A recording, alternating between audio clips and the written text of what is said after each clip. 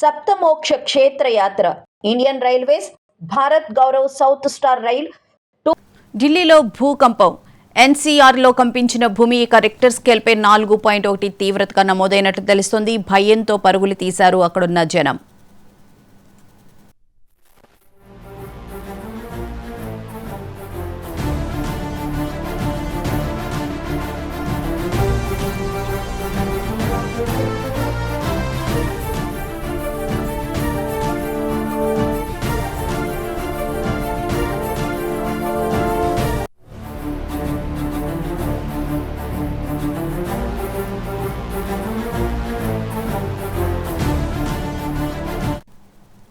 Delhi NCR ప్రాంతంలో Richter స్కేల్పై 4.1 తీవ్రతతో భూకంపం సంభవించింది. ఢిల్లీ, ఘజియాబాద్, గురుగ్రామ్, నోయిడా వంటి ప్రాంతాల్లో ఈ ప్రకంపనలు స్పష్టంగా కనిపించాయి. దాదాపు 10 నిమిషాల పాటు వివిధ ప్రాంతాల్లో ఈ తాకిడి కొనసాగింది.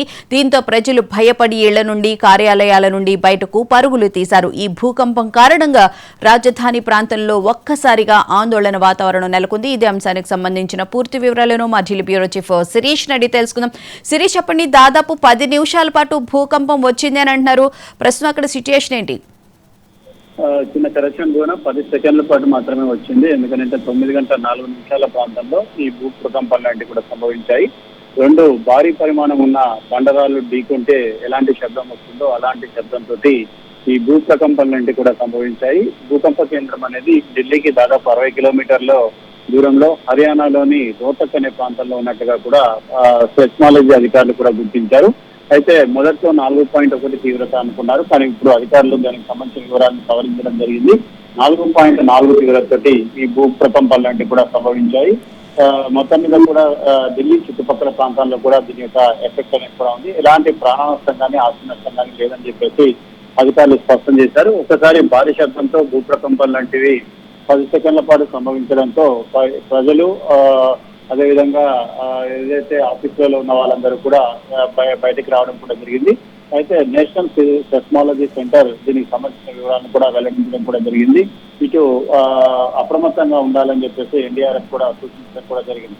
అయితే తీవ్రత అనేది కూడా తక్కువగా ఉండడంతో పెను ప్రమాదం అనేది కూడా సంభవించింది. ముఖ్యంగా ఢిల్లీ అనేది కూడా ఏదైతే భారతదేశంలో భూ ప్రకంపనలు సంభవించే తీవ్రతను బట్టి మొత్తం మీద కూడా 2, 3, 4, 5 అని చెప్పేసి 4 జోన్లుగా విభజించడం కూడా జరిగింది. అంటే దీన్ని మొత్తం మీద కూడా 5 జోన్లుగా విభజించారు. అందులో 4 జోన్లన్నింటి మాత్రమే ప్రస్తుతం చలామణిలో ఉన్నాయి.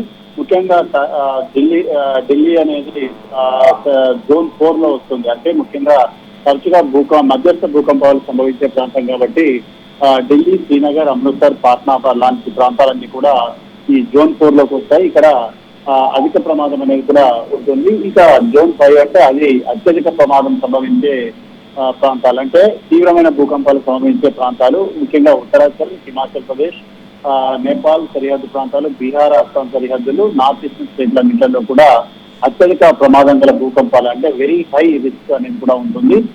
సో మొత్తం మీద కూడా జోన్ 4, జోన్ 5 లో భవన నిర్మాణాలకు ఐఎస్ కోడ్ అనేది కూడా తప్పనిసరిగా చేశారు. ఢిల్లీలో చాలా వరకు కూడా ప్రభుత్వ కార్యాలయాలు, బిల్డింగ్స్ అన్ని కూడా 1893 ఐఎస్ 456 అనే నిబంధన ప్రకారం తయారు చేయడం కూడా జరిగింది.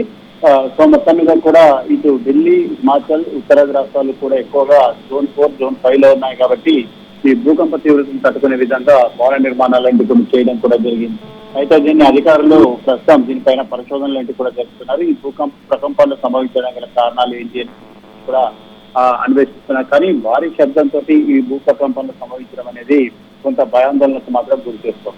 అయితే ఇంత భారీ శబ్దంతో గతంలో ఎప్పుడైనా భూమి కంపించినట్లు ఏమైనా తెలిసిందా? పెద్దగా ప్రమాదం లేదు అని చెప్పి తెలిసినప్పటికీ కూడా భవనాలు మాత్రం కంపించాయి అని చెప్పి అంటున్నారు కదా శిరీష్. అయితే ఇక్కడ 2 అంశాలపైన భూకంపం వల్ల నష్టం అనేది ఆధారపడి ఉంటుంది. ఒకటి భూకంప కేంద్రం అనేది ఎంత లోతుల్లో ఉన్నది అనేది ఒకటి, అదేవిధంగా భూకంప కేంద్రము దాని యొక్క తీవ్రత, అంటే 4.5 పైన వచ్చి లేదా 5.5, 6 లాగా 6 దాటితే మాత్రం కొద్దిగా ఆస్తి నష్టం, ప్రాణ నష్టం సంబంధించడానికి ఆస్కారం అనేది కూడా ఉంటుంది. ఇక నేపాల్ లాంటి ప్రాంతాలు, హిమాలయ పర్వత ప్రాంతాల్లో 7 తీవ్రతతోటి భూకంపాలన్నీ కూడా సంభవిస్తాయి కాబట్టి అక్కడ భారీ నష్టం అనేది కూడా జరగడానికి ఆస్కారం అనేది ఉంటుంది. అంటే భూకంప కేంద్రం ఎంత లోతుల్లో ఉంది, ఎన్ని సెకండ్ల పాటు భూమి కంపించింది, దీనిపైన తీవ్రత కూడా ఆధారపడి ఉంటుంది. 10 సెకండ్ల కంటే ఎక్కువ భూమి కంపిస్తే మాత్రం దీని యొక్క ఎఫెక్ట్ అనేది ఎక్కువగా ఉండే అవకాశం కూడా ఉంది. ఒకసారి భూ ప్రకంపనలు సంభవించిన తర్వాత మళ్ళీ కూడా భూ ప్రకంపనలు రావడానికి ఆస్కారం అనేది కూడా ఉంటుంది. కాబట్టి ప్రజలు జాగ్రత్తగా ఉండాలని మాత్రం కేంద్ర రాష్ట్ర ప్రభుత్వాలు హెచ్చరికలు జారీ చేస్తారు. Right, thank you Sirish.